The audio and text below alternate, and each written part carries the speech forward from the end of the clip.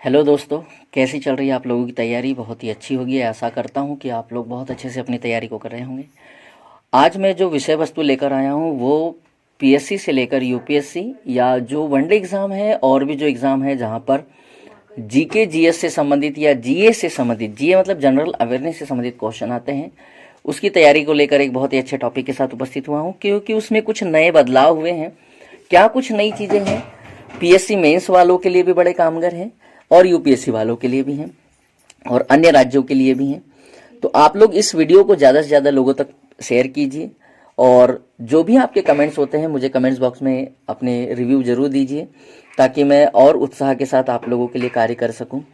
चलिए शुरू करते हैं वीडियो। एशियाई विकास बैंक एडीबी, हम इसे क्यों पढ़ रहे हैं इसका एक कारण है, क्योंकि अभी 26 तारीख को इस एशियाई विकास बैंक या एडीबी का एक सदस्य देश और नया जुड़ गया है। उसमें उसी के बारे में और थोड़ी सी जानकारी इकट्ठा करते हैं, पर उसके पहले मैं एशियाई विकास बैंक क्या है पहले उसके बारे में थोड़ा सा बता देता हूँ। मध्य प्रदेश के परिप्रेक्ष्य में क्या है वो भी बता देता हूँ, क्योंकि इसी महीने में मध्य प्रदेश ने एडीबी से लोन भी लिया है। उसके बारे में मैं थोड़ा सा बता दूं तो आप लोगों को पीएससी में बड़ा काम आएगा। ये एशियाई विकास बैंक के बारे में कुछ बातें हैं वो बता रहा हूँ।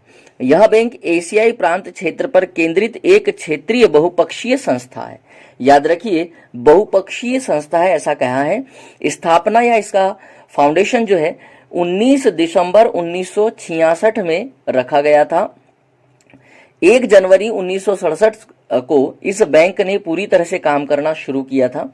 मतलब लगभग 4-6 महीने के बाद में इसने अपना पूरी तरह से कार्य करना शुरू कर दिया था, जिसका कि मुख्यालय है मनीला, फिलीपींस में, जो कि फिलीपींस की राजधानी है मनीला।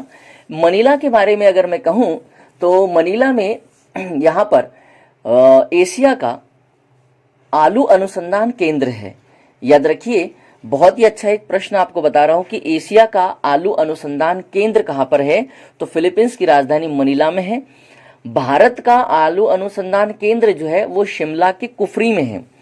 और अगर विश्व के आलू अनुसंधान केंद्र की बात करें तो इसका उत्तर आप लोग मुझे दीजिएगा। अगर आपने वीडियो ध्यान से सुना है तो इसका उत्तर अवश्य देंगे। तो पूरा वीडियो देखिएगा, बहुत सारी चीजें जानने के लिए और सुनने के लिए मिलेगी। पहला प्रश्न बताया मैंने कि मनीला में एशिया का आलू अनुसंधान केंद्र है, भारत का आलू अनुसंधान केंद्र शिमला के कुफरी में है, और विश्व का आलू अनुसंधान केंद्र आप लोगों को मुझे कमेंट्स करके बताना है। कार्य देखिए इसका, इस एडीबी का कार्य क्या है। यह सामाजिक और आर्थिक विकास को बढ़ावा देने के लिए सदस्य देशों को ऋण उपलब्ध कराता है, ऋण प्रोवाइड कराता है। इसका सिद्धांत है एशिया और प्रशांत में गरीबी से लड़ना, मतलब fight poverty is in Asia and the Pacific.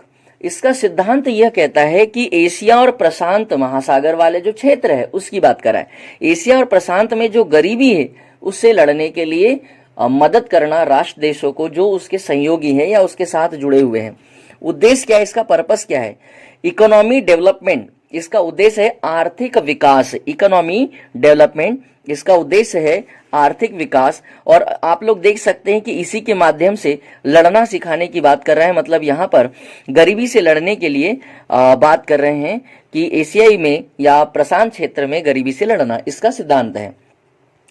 अब इसके सदस्य या मेंबर देशों की अगर मैं बात करूं तो सदस्य देश 68 थे। ठीक है, 2019 में न्यू करके एक देश है वह इसका सदस्य बना था 68 नंबर का, और वर्तमान में इजराइल जो है इसका सदस्य देश बन गया है 69 नंबर पर। तो क्वेश्चन कैसे आएंगे? क्वेश्चन ये होगा कि एडीबी का वर्तमान सदस्य देश कौन सा है। ये वनडे एग्जाम के लिए बड़ा सिंपल सा क्वेश्चन होगा, पर पीएससी और यूपीएससी में थोड़ा सा घुमाकर क्वेश्चन पूछेगा कि कॉन्सेप्ट बना कर देगा और बोलेगा एशियाई विकास बैंक के बारे में इनमें से कौन से कथन सही है, कौन से कथन सही नहीं है। पीएससी में भी ऐसा क्वेश्चन हो सकता है कि इजराइल से पहले 68वां देश कौन सा एडीबी का सदस्य बना था, ऐसा क्वेश्चन हो सकता है। या फिर उसका सन पूछ लेगा, या फिर अभी पूछ लेगा कि इजराइल कौन से नंबर का एडीबी का सदस्य देश बना है। इस तरह के क्वेश्चन होते हैं, जो कि 26/1/2024 को इजराइल एडीबी का सदस्य बना है। अब एशियाई विकास बैंक के सदस्यों की संख्या 69 हो चुकी है। वर्तमान में इसके अध्यक्ष कौन है? तो मत्सुगु असाकावा है, जो कि जापान के हैं। अब आपको एक क्वेश्चन और बताना है कि मत्सुगु असाकावा से पहले एडीबी के सदस्य अध्यक्ष कौन थे, है ना? एडीबी के अध्यक्ष कौन थे असाकावा से पहले? ऐसा भी क्वेश्चन पीएससी पूछता है। अगर हम देखें, असाकावा ने 23 फरवरी 2025 को अपने इस्तीफे की घोषणा की है कि वो इस्तीफा दे देंगे अपने पद से। तो उनके बाद कौन पद पर आएगा? मतलब आप लोग समझ रहे हो, 2025 में फरवरी में, अगर जनवरी में हमारे यहाँ एमपीपीएससी का एग्जाम होता है तो ये तो बहुत अच्छी बात है, पर वो भी क्वेश्चन पूछ सकता है कि कब देने की घोषणा की है। तो आप लोग इसको एक बार अच्छे से पढ़ के रख लीजिए और वीडियो को ज्यादा से ज्यादा लोगों तक शेयर कीजिए, बेल आइकन को प्रेस कर लीजिए और हो सके तो नोटिफिकेशन आपको प्राप्त करें, उसके लिए बेल आइकन प्रेस करना बहुत जरूरी है।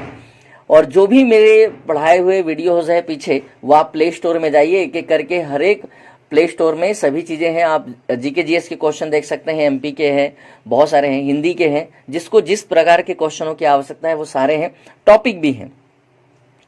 आइए कुछ मुख्य बिंदु पर चर्चा करते हैं। मुख्य बिंदु, 24 अक्टूबर 2023 को एशियाई बैंक एडीबी, मतलब अक्टूबर,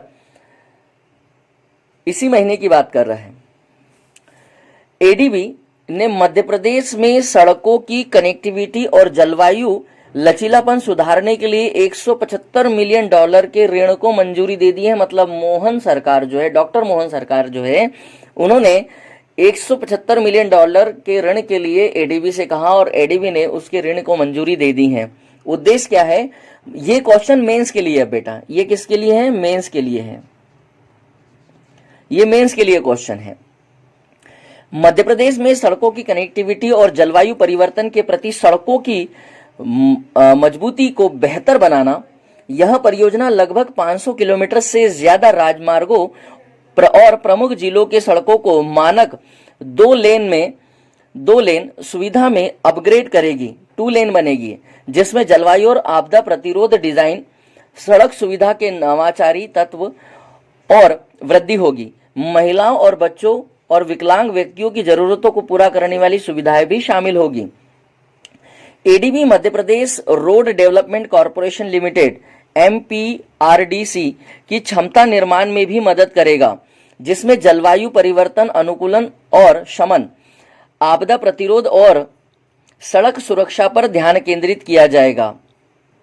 इसके अलावा परियोजना जो हमारी एमपीआरडीसी है, मतलब मध्य Pradesh road development corporation limited, को हरित प्रौद्योगिकी, याद रखिए ये बहुत अच्छा कॉन्सेप्ट एक बता रहा हूं, हरित प्रौद्योगिकी उपयोग और इलेक्ट्रॉनिक वाहनों के लिए चार्जिंग इंफ्रास्ट्रक्चर, मतलब जो रोड पर जगह जगह पर चार्जिंग पॉइंट बनाने हैं, जैसे पेट्रोल पंप वगैरह हो गया, कुछ प्रचलित स्थानों पर हो गया, के लिए रणनीति तैयार करना और योजनाओं को तैयार करने में भी मदद करेगा। कौन? एडीबी। इसी वजह से उन्होंने कितने लोन देकर रखा है? एडीबी ने $175 मिलियन का ऋण उपलब्ध कराने की बात की गई है। तो ये है भैया आज की पूरी सूचना, और बहुत अच्छे से आप लोगों को मैंने एडीबी को बताने का प्रयास किया है।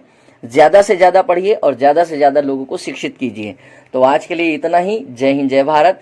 फिर किसी ऐसे महत्वपूर्ण बिंदु के साथ उपलब्ध होंगे। तब तक के लिए आप लोग इन वीडियो को देखते रहिए, जो प्ले स्टोर में मैंने आप लोगों की सुविधा के लिए बना रखे हैं।